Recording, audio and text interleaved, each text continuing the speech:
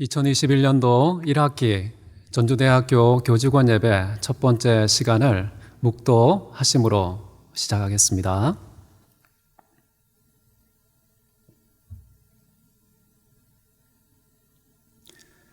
사랑과 은혜가 많으신 하나님 아버지, 방학 동안 우리를 지키시고 새로운 학기를 잘 맞이할 수 있도록 인도해 주시니 감사드립니다. 이제 새로운 학기가 시작되고 학생들도 캠퍼스에 출입하며 학교다운 학교로 조금씩 변해가는 것 주님의 은혜인 줄 믿습니다. 한 학기 동안 특별한 사건, 사고 없이 주님의 은혜와 보호 아래에서 학생들은 미래를 가장 아름답게 준비하게 하시고 우리 교수님들은 최고의 진리를 가르치게 하시고 우리 직원 선생님들은 최고의 사랑으로 모든 구성원을 섬기고 우리 모두가 하나가 되어서 전주대 캠퍼스 2021년도 1학기가 가장 행복했다 고백하는 저희 모두가 되게 도와주옵소서. 학기 처음부터 끝까지 인도하시고 큰 복으로 함께 하실 주님을 찬송하며 존귀하신 예수님의 이름으로 기도했습니다. 아멘. 오늘은 1학기 첫 번째 시간인데요. 지난 학기에 이어서 이번 학기에도 하나님께서 아브라함 가이포엘을 통해서 깨닫게 해주시고 교회에 좋은 유산으로 남겨놓으신 그 귀한 교훈들을 같이 더듬으며 4차례에 걸쳐 나누는 시간을 갖도록 하겠습니다. 오늘 첫 번째 시간은 기독교와 학문에 대한 것입니다.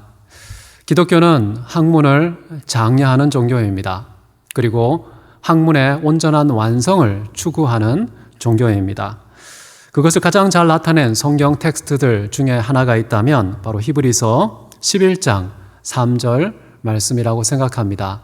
제가 봉독해 드리겠습니다. 믿음으로 모든 세계가 하나님의 말씀으로 지어진 줄을 우리가 아나니 보이는 것은 나타난 것으로 말미암아 된 것이 아니니라. 자, 여기에서 모든 세계가 하나님의 말씀으로 지어졌다라고 말합니다. 하나님의 말씀과 모든 세계를 원인과 결과로 묶어서 이해하는 이 히브리서 저자, 이 말씀이 가르치는 학문과 관련된 교훈들을 여러분과 함께 살펴보기 원하는 것입니다. 여기서 말하는 모든 세계라는 것은 단순히 물리적인 물질만을 말하는 것이 아니라 시간 속에 일어났던 모든 사건, 사고, 사태, 상황을 포괄하는 그런 말로서 세계라는 점을 기억하면 좋겠습니다. 그런데 히브리서 저자는 중간에 모든 것을 생략한 채 하나님과 모든 세상 이 둘을 묶어서 생각하는 대단히 포괄적인 시각을 우리에게 제공하고 있는데요. 물론 그 사이에는 다양한 원인들, 다양한 결과들, 이 두 가지가 연결되어 있는 관계들이 대단히 많습니다. 호세아가 특별히 호세아 2장 21절과 22절에서 그 다양한 인과의 관계들을 소개하고 있는데요. 제가 읽어드리겠습니다. 여호와께서 가라사대 그날에 내가 응하리라. 나는 하늘에 응하고 하늘은 땅에 응하고 땅은 곡식과 포도주와 기름에 응하고 또 이것들은 이스라엘에 응하리라. 이렇게 다양한 인과율을 언급하고 있는데 첫 번째는 무엇입니까? 하나님이 하늘에 응답한다. 두 번째는 하늘이 땅에 응답한다. 세 번째는 땅이 곡식과 포도주와 기름에 응답한다. 네 번째, 그 음식들이 이스라엘, 즉 부패한 이스라엘 백성, 하나님의 백성에게 응답한다라는 이런 4가지 종류의 다양한 인과율적 관계를 호세아가 소개하고 있는데요. 마지막 걸 먼저 한번 보십시오. 음식이라는 물질과 인간 사이의 관계에 대해서 소개하고 있는데 이런 물질과 인간 사이에 얽힌 인과관계를 해명하고 그것의 원인과 결과를 규명하는 방식으로 지식을 추구하는 학문 분야가 있다면 아마 응용과학이나 사회과학이 아닐까 싶습니다. 모든 물질을 둘러싼 인간과 인간의 관계, 물질과 인간의 관계를 다루는 학문이라고 볼 수 있겠죠. 그 다음에 세 번째는 뭐였습니까? 땅과 곡식들, 그리고 포도주와 기름, 이런 것의 관계를 규명하는 것은 제가 볼 때는 자연과학 분야가 아닌가 싶습니다. 땅의 상태, 기후의 상태, 땅의 질서, 규칙, 이런 것들이 어떻게 세상에서 움직이고 그것의 결과물로서 어떤 곡식들, 열매들, 부산물들이 맺어지는가, 이런 것들을 세세하고 꼼꼼하게 규명하는 학문의 분야가 있다면 자연과학이 아닌가 싶습니다. 그 다음 보면은 하늘이 땅에 응답한다, 이 두 번째 관계가 있었죠.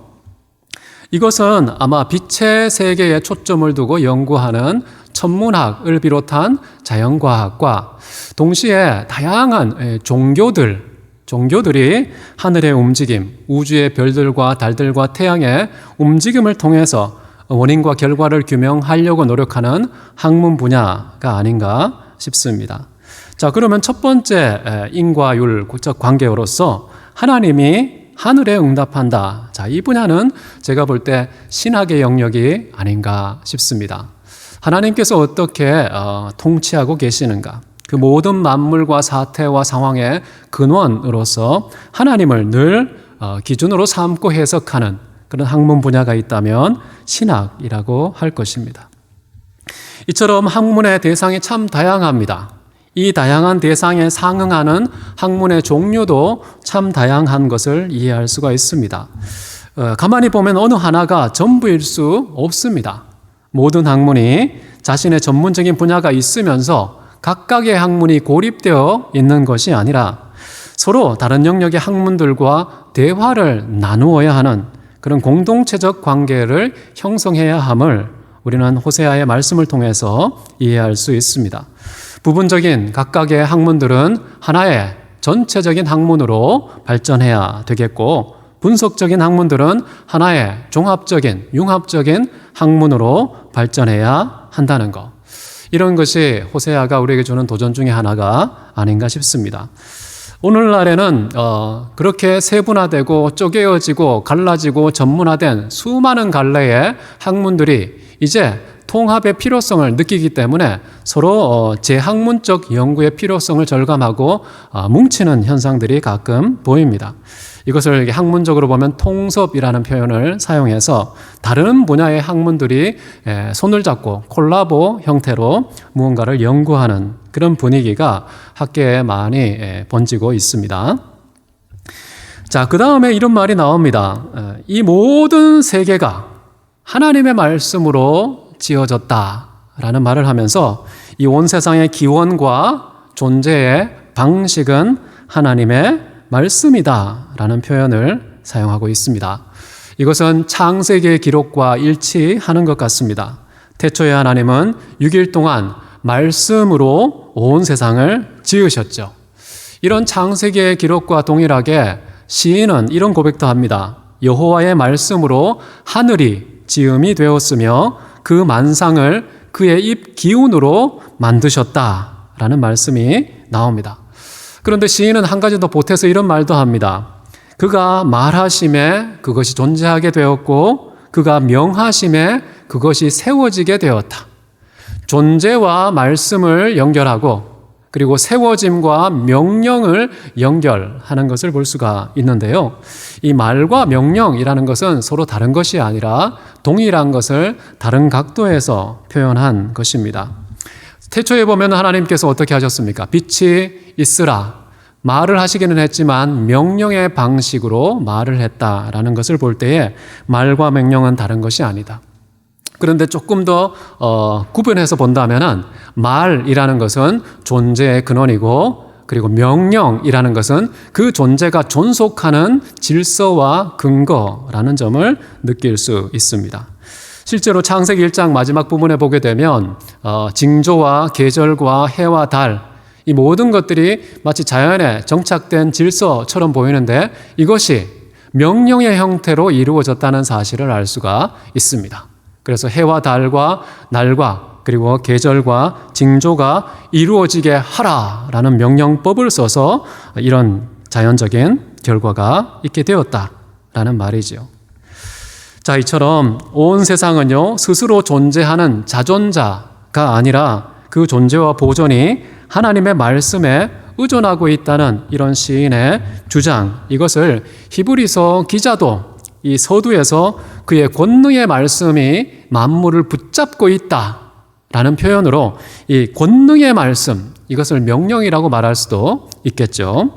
이런 권능의 말씀이 모든 세상을 지탱하고 보존하고 유지하고 있다라고 고백을 했습니다. 그래서 오늘 말씀을 통해서 보면 하나님의 말씀이 보이지 않는 온 세계의 기원이면서 동시에 존재의 원인과 근간이 된다는 점을 확인할 수 있습니다. 자, 그리고 여기 보면은 하나님의 말씀으로 지어졌다. 자, 이 표현을 생각할 필요가 있는데요. 여기에 사용된 헬라어 단어는 무에서 유로 끄집어내어서 존재가 시작되는 그것도 포함하는 동시에 나아가서 무엇에 따라서 그 존재를 적응시켜 두다라는 의미가 담겨 있습니다. 다시 말하면 어떤 존재가 특정한 질서 속에 놓여지게 되고 그 질서 속에서 보존되는 형태를 취하게 하셨다라는 말이 말씀으로 지어진 줄, 지어졌다라는 말의 의미라는 것입니다. 온 세상에는 하나님의 말씀에 의해서 어떤 질서가 주어졌다는 사실을 알게 되고 그 질서에 따라서 모든 만물이 움직이고 있다라는 해석의 근거가 바로 이 지어졌다라는 말 속에 담겨 있습니다. 세상에 있는 모든 만물의 존재와 보존은 이렇게 모든 하나님의 말씀에 의해서 의존하고 있고 움직이고 있다는 것이죠. 여러분, 인간은 그 존재 자체에 다양한 종류의 질서들이 부여되어 있습니다.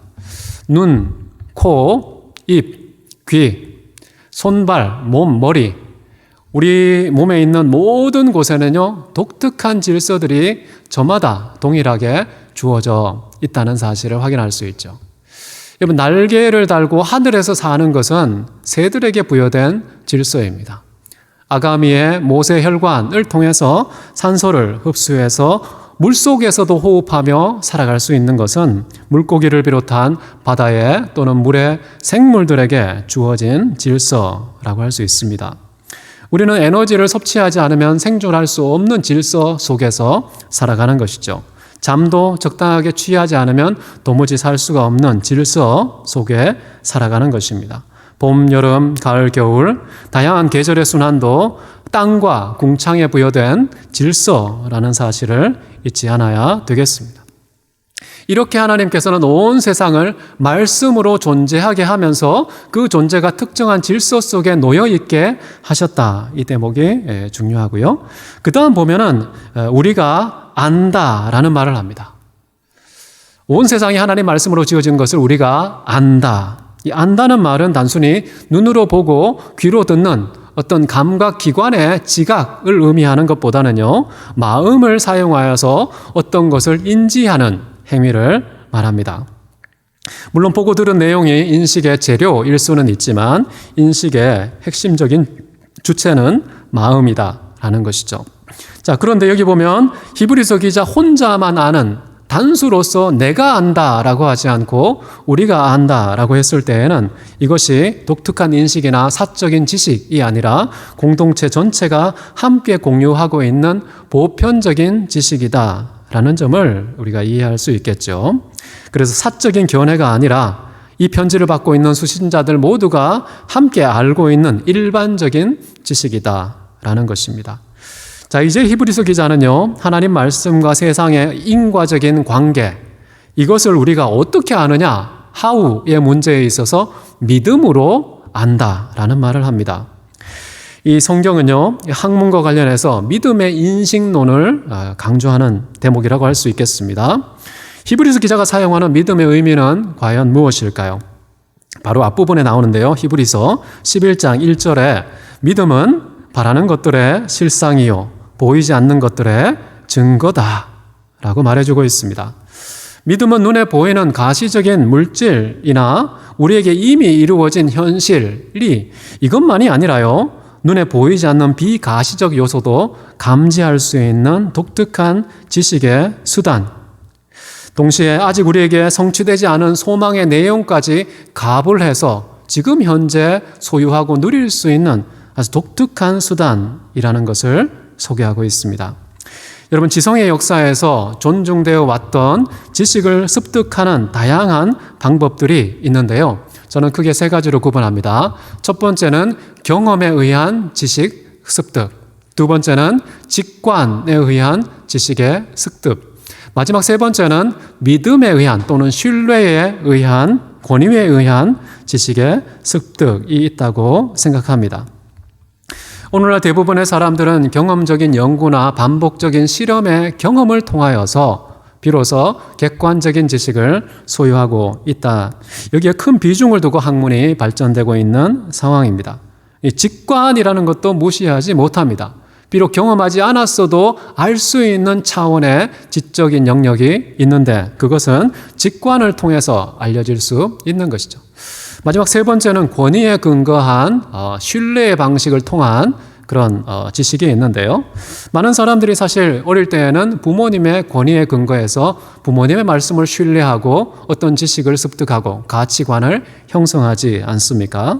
나아가서는 교사의 권위, 독립했을 때에는 내 경험의 권위, 그리고 다수결의 권위, 실험이나 어떤 관찰의 권위, 이런 권위에 근거해서 다양한 지식을 습득하는데 성경이 말하는 믿음이라는 것은 하나님의 권위에 근거한 지식의 습득 방식이라고 설명할 수 있겠습니다. 하나님의 권위는 다른 모든 권위에 앞서고 우선적인 것이라고 주장하게 되면 다른 모든 사람들이 하나님의 권위에 근거한 믿음의 인식을 거부할 가능성이 상당히 높습니다. 심지어 믿음은요, 나 자신의 논리, 나 자신의 합리, 또 그것에 근거한 나 자신의 판단까지 상대화시키고 내려놓아야 하기 때문에 사실 나 자신도 싫어하는 인식의 수단이 믿음의 인식이라고 볼 수 있습니다. 오늘날 문명을 보면은 눈에 보는 기능이 상당히 과장된 그런 시대에 살고 있다. 소위 스크린 시대, 영상 시대라고 할 수가 있습니다. 과거에는 신화의 시대가 있었죠. 모든 것을 신 중심으로 생각하는 시대. 그 다음에는 만물의 본질, 이 본질에 근거한 인식의 시대가 있었습니다. 또 시간이 흐르면서 본질도 지나가고 기능을 기준으로 삼아서 어떤 사물을 평가하고 가치를 매기는 그런 인식의 시대가 있었는데 이 기능도 이제 지나가면서 이제는 영상의 시대가 눈으로 보는 시각의 시대가 도래했다라는 생각이 들 정도로 대부분의 지적인 근거는 내가 보았다, 내가 관찰했다, 눈의 기능에 상당히 비중을 두고 지식을 습득하는 것을 볼 수 있는데요. 저는 이것이 나쁘지는 않다고 생각합니다. 그러나 동시에 한 가지 더 생각할 게 있다면 성경에 인간이 타락할 때 나타났던 첫 번째 증상으로서 눈이 밝아졌다라는 점을 주목할 필요가 있습니다. 여자가 나무를 보니까요, 정말 보니까 보암직도 하고 먹음직도 하고 지혜롭게 할 만큼 탐스럽게 보이더라. 눈으로 본 관찰의 내용이었죠. 팩트였습니다. 근데 그럼에도 불구하고 눈이라는 것이 유혹의 한 수단이 되어서 결국에는 사탄의 거짓을 선택하는 하나님의 진리의 명령과 말씀을 버리는 판단을 내리게 되었던 이 태초의 사건, 이런 인류 첫사람들의 실패가 과연 오늘날 우리가 눈을 의존하는 지식 습득의 문화를 어떻게 이해해야 될까? 좀 연결해서 생각할 필요가 저는 있다고 생각합니다. 아담과 하와가 타락하기 전에는 도대체 어떻게 인식하고 어떤 지식을 취득할 수 있었을까요? 제가 볼 때에는 눈으로 보는 방식이 아니라 하나님이 마치 보시는 것처럼 하나님의 관점이 기준이 되고 방향이 되어서 모든 사물을 지각하는 그런 신적인 관점에 의존하는 시각과 관찰을 통해서 지식을 습득하지 않았나라는 생각이 듭니다. 그 하나님의 관점이, 하나님의 기준이 배제된 채 이제 내 시각의 주인이 나 자신이 되어서 내가 보는 주체가 되고 내가 모든 것을 결정하는 판단의 최종적인 결정권자가 되는 이런 지식의 문화에 사실은 우리가 살아가고 있는 것이죠. 긴 역사 속에서 이것이 보편화되었고 상식으로 굳어져 있습니다. 자, 인간의 눈이 밝아졌다는 것 사실은 좋은 점도 있지만 나쁜 점도 있다는 점을 함께 생각하기를 바랍니다. 그러나 만물의 처음과 원인과 본질과 목적을 다 아시는 하나님의 관점과 그분의 기준을 따라서 만물을 관찰한다면 훨씬 더 깊고 탁월한 그런 지식을 소유할 수 있다고 저는 생각합니다. 자, 히브리서가 믿음으로 알게 된 이 세상의 모든 만물과 사건과 사태에 적용되는 독특한 질서는 무엇인가요? 뒷부분에 나와 있죠. 보이는 것은 나타난 것으로 말미암아 된 것이 아니다라는 이야기입니다. 히브리서 기자는 크게 두 가지로 세상을 구분하죠. 보이는 것과 보이지 않는 것이 있다. 나타난 것이 있고 나타나지 않은 것이 있다. 이렇게 크게 두 가지로 구분하고 있습니다. 이것은 고대의 아리스토텔레스도 이런 방식으로 구분을 했습니다. 보이지 않는 것, 보이는 것, 또는 절대적인 존재, 우연적인 존재, 이런 표현을 써서 크게 만물을 두 가지로 구분하는 일들이 지성의 역사 속에서 쭉 있어 왔던 것인데요.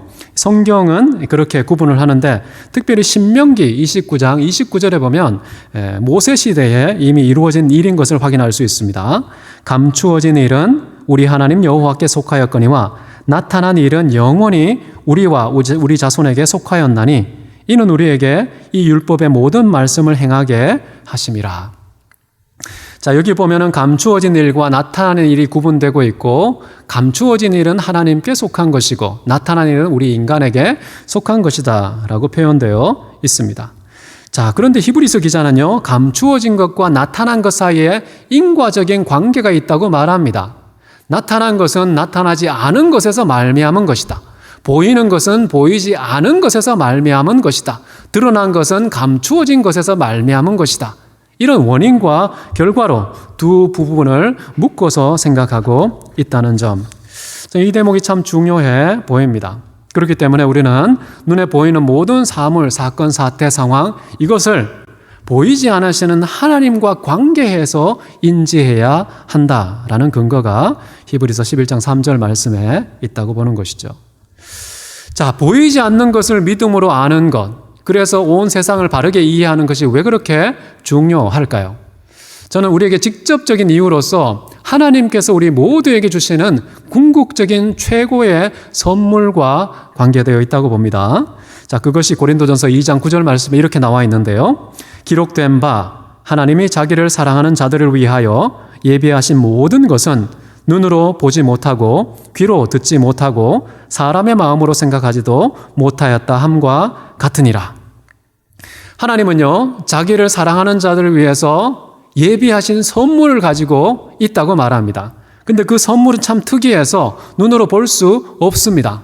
귀로 들을 수 없습니다. 우리 마음의 논리와 합리로 생각해서 도달할 수 있는 결론도 아니라고 말합니다.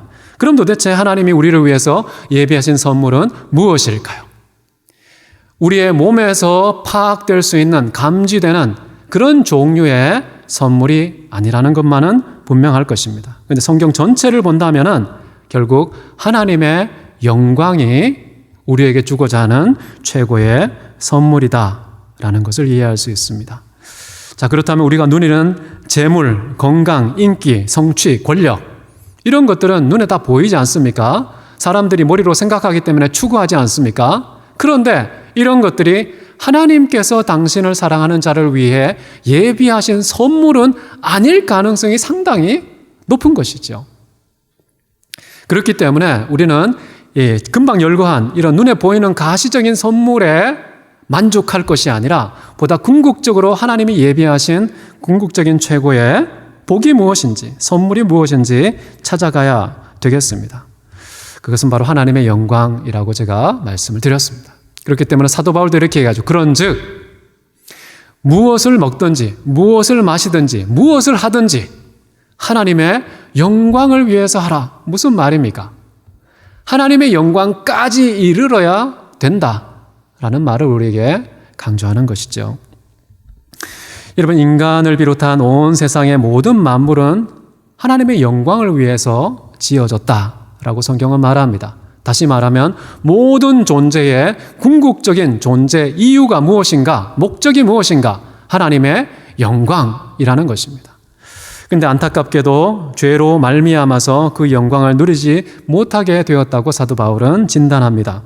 피조물도 그런 영광의 자유에 이루고 싶은데 이룰 수 없으니까 지금까지 탄식하며 썩어짐의 종노릇하고 있다라고 말하고 있습니다. 온 인류와 온 만물이 함께 탄식하고 함께 고통을 당하고 있는 것이 지금의 현실이다. 그러나 우리가 지향해야 되는 방향은 뭐냐? 하나님의 영광이라는 것이죠. 이 하나님의 영광에 이르는 것이 바로 인간의 최고 기쁨인 동시에 가장 큰 행복, 최고의 선물을 누리는 상태가 된다는 것입니다. 그런데 하나님께서는 우리에게 긍휼과 자비가 무궁하셔서요, 온 세상에 당신의 영광을 충만히 채워 놓으셨다. 내가 천지에 충만하지 아니하냐? 예레미야 입술을 통해서 이렇게 선포까지 하셨죠. 여러분, 이는 세상에서요, 하나님의 영광에 대해 침묵할 수 있는 피조물이 하나도 없다는 사실을 우리에게 가르치고 있습니다.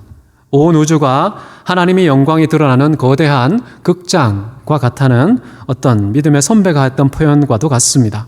하늘은 하나님의 영광을 선포하고 이 모든 궁창은 하나님께서 손으로 만드신 모든 일을 나타내고 있습니다. 그것을 통해서 하나님은 당신의 신성과 당신의 놀라운 능력을 우리에게 나타내고 있는 것이죠.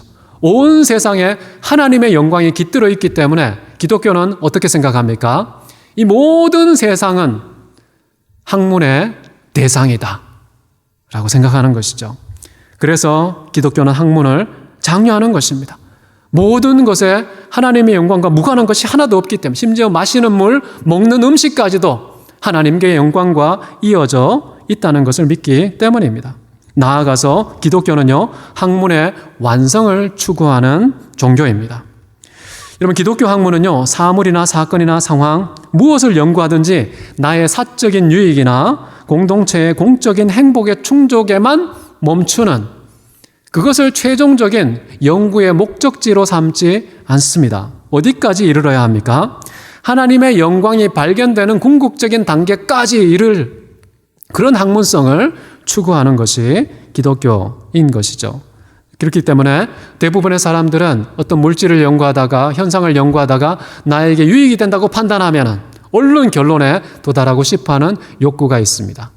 자연 만물을 연구할 때도 마찬가지 현상이 나타나는 것 같은데요. 그러나 이 만물 자체가 이용과 이익의 대상으로 여겨진 학문은 저는 궁극적인 학문의 완성에는 도달하지 못한다고 생각합니다. 왜냐하면 만물의 본질 자체가 하나님의 영광을 펼쳐서 보여주는 극장이라는 수단적인 본질을 갖고 있기 때문에 그 자체가 의미나 가치의 종착지가 아닌 그런 모든 만물, 모든 인간, 거기에서 멈춰버린 학문, 그것은 불완전한 것이 아닐까라는 생각을 해봅니다. 그렇기 때문에 기독교는요, 하나님의 학문이 하나님을 아는 지식까지 이르도록 하나님의 영광을 만나고 누릴 수 있을 때까지 추구하는 것, 그것이 바로 학문의 완성이며 그런 완성의 학문을 기독교는 추구하고 있다라고 생각합니다.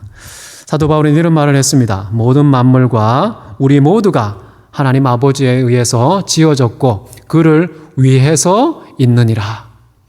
또 똑같은 말을 반복해서요, 그리스도 예수에 대해서도 그로 말미암아 우리가 지음을 받았고 그를 위하여 존재하느니라 라는 말씀을 해주고 있습니다.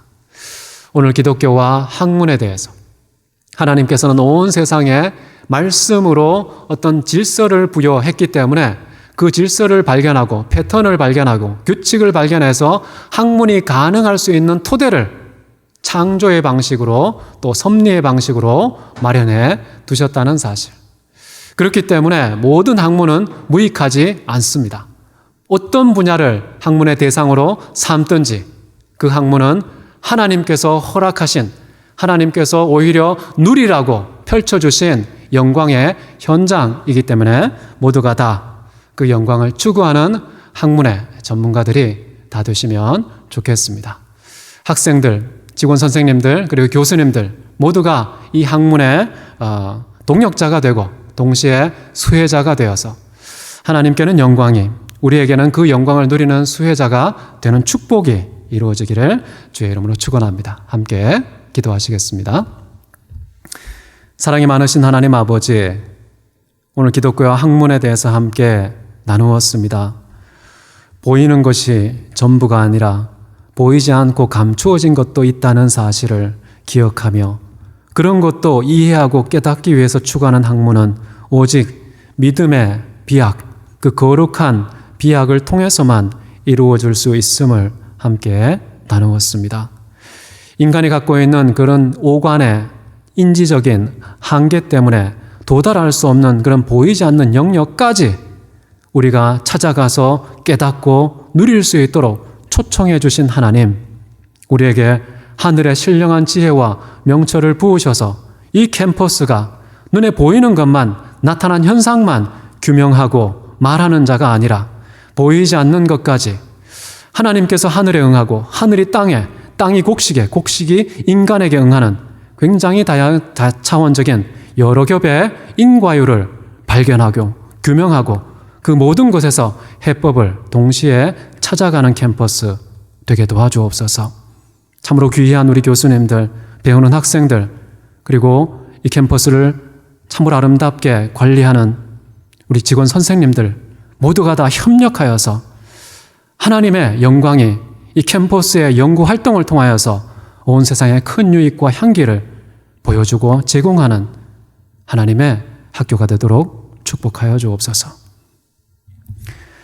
지금은 우리 주 예수 그리스도의 은혜와 아버지 하나님의 무한한 사랑과 성령님의 감동, 감화, 충만, 교통케 하심이 이제 모든 세상이 하나님의 말씀으로 지어준 것을 믿음으로 알고 보이지 않는 하나님이 모든 만물의 존재와 존속의 근거요 원인이라는 사실, 궁극적인 목적이 되신다는 사실을 믿고 오늘을 살아가며 탐구하는 모든 전도대 가족 가운데 영원토록 함께 계시기를 간절히 축원하옵나이다.